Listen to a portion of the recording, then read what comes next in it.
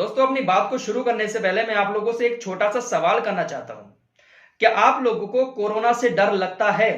इस सवाल का जवाब आप लोग कमेंट बॉक्स में जरूर जरूर बताना। आज मैं देखना चाहता हूं कि हमारे देश में आखिर कितने लोग ऐसे हैं जो कोरोना से डरते हैं।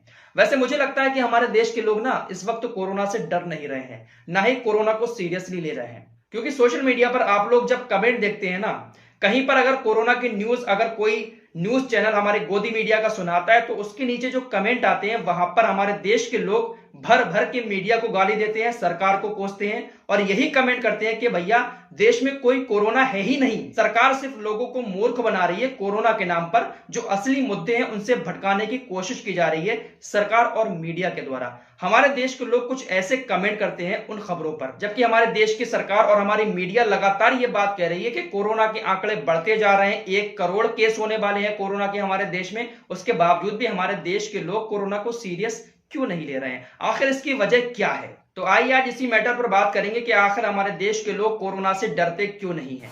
दोस्तों, पिछले 2 महीने से बिहार चुनाव चल रहा था और लगातार हमारे देश की मीडिया बिहार चुनाव की कवरेज कर रही थी। जब बिहार चुनाव चल रहा था तो उस वक्त ऐसा लग रहा था कि जैसे मानो देश से कोरोना गायब हो गया हो। हमारे देश के बड़े बड़े नेता अपनी रैलियों में लाखों की भीड़ इकट्ठी कर रहे थे, ना तो वहां पर मास्क लगाया जा रहा था, ना तो सोशल डिस्टेंसिंग अपनाई जा रही थी। पूरी तरीके से कोविड के जो नियम है उनका उल्लंघन किया जा रहा था हमारे देश के नेताओं की तरफ से। लेकिन जैसे ही बिहार चुनाव संपन्न हुआ तो एक बार फिर से मीडिया ने कोरोना की कवरेज करना शुरू कर दी है और एक बार फिर से हमारे देश के अंदर कोरोना के आंकड़े बढ़ना शुरू हो चुके हैं। हमारा देश का मीडिया जो हमारे देश के लोगों तक खबरें पहुंचा रहा है उसके नीचे जो कमेंट आते हैं वो ऐसे आते हैं कि देश के अंदर कोरोना नहीं है और मीडिया वालों को वो भर भर के गालियां बकते हैं। वो इसलिए बकते हैं क्योंकि मीडिया ने अपने ऊपर से लोगों का भरोसा उठवा दिया है। इसीलिए शायद हमारे देश के लोग अब मीडिया की बातों पर यकीन नहीं करते हैं। आप लोगों को मैं लॉकडाउन और कोरोना की खबरें बताऊं जो मीडिया हमारा दिखा रहा है, उससे पहले आप लोगों को एक खबर और बताना चाहता हूं कि अभी 3 दिन पहले हमारे देश की मीडिया ने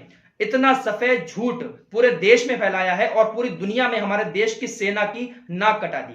3 दिन पहले इन्होंने खबर चलाई बिल्कुल झूठी कि हमारे देश की सेना ने पाकिस्तान के ऊपर एयर स्ट्राइक कर दी है और इतनी तगड़ी एयर स्ट्राइक की है जो आज तक नहीं की। इससे पहले आज तक कोई ऐसी एयर स्ट्राइक नहीं हुई थी जो इस वक्त हमारे देश की सेना पाकिस्तान के अड्डों को तबाह कर रही है पीओके पर। इस तरह की खबरें पूरा दिन चलाई गई, लेकिन जब ये खबरें ज्यादा चलने लगी और ये खबरें जब सेना तक पहुंची तो सेना ने इन खबरों का खंडन कर दिया, बिल्कुल सिरे से खारिज कर दिया इन खबरों को। कोई ऐसा कुछ भी नहीं हो रहा है, पीओके पर एलओसी पर किसी भी तरीके की कोई भी फायरिंग नहीं हुई है, ना ही कोई एयर स्ट्राइक हुई है। लेकिन ये लोग कितने कॉन्फिडेंस में झूठ बोलते हैं, इतनी कॉन्फिडेंस में तो कोई सच भी नहीं बोल सकता। जरा देखिए रूबिका लियाकत कितनी कॉन्फिडेंस में झूठ बोल रही है। कहां मर गए इनके जमीर, इनका दिल किस तरह से गवारा करता है कि देश के सामने इतना बड़ा झूठ बोल रहे हैं खुले तौर पर। जरा देखिए। जानकारी ये है कि हम पाकिस्तान के जितने भी लॉन्चिंग पैड्स थे आतंकियों के, खासकर पीओके के इलाके में, उन सब पर टारगेटेड स्ट्राइक्स हमारी लगातार जारी है। एक एक करके उन तमाम इलाकों को टारगेट किया जा रहा है, नेस्त नाबूद किया जा रहा है।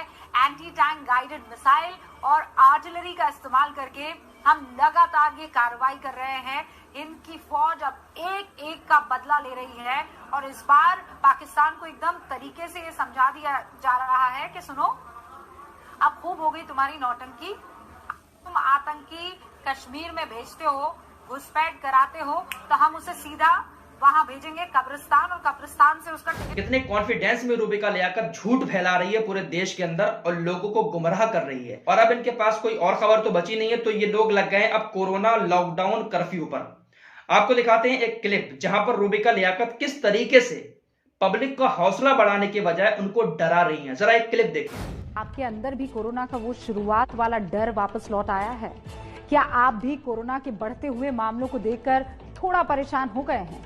क्योंकि अगर ऐसा नहीं है तो आपको डरना चाहिए, घबराना भी चाहिए, क्योंकि पिछले 9 महीनों में हमने बहुत लापरवाही की है और उसी लापरवाही का नतीजा है कि हम अब 1 करोड़ कोरोना केसेस की तरफ बहुत तेजी से बढ़ रहे हैं। और इसीलिए बहुत जरूरी है, कोरोना के ये बढ़ते मामले देश में दूसरा लॉकडाउन मांग रहे हैं। देश में दूसरा लॉकडाउन मांग रहे हैं।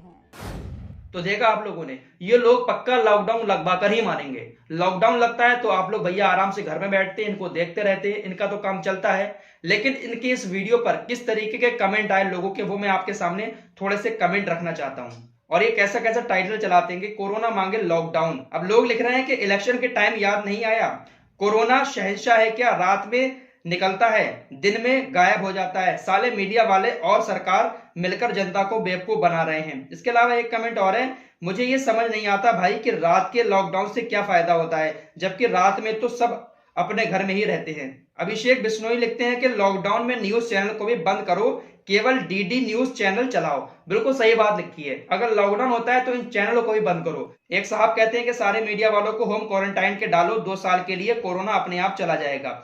एक साहब कहते हैं कि वोटिंग गई, अब कोरोना आएगा ही, सब चोर हैं। एक साहब मीडिया से कह रहे हैं कि लॉकडाउन लग जाएगा तो तुम लोग खाने के लिए दोगे।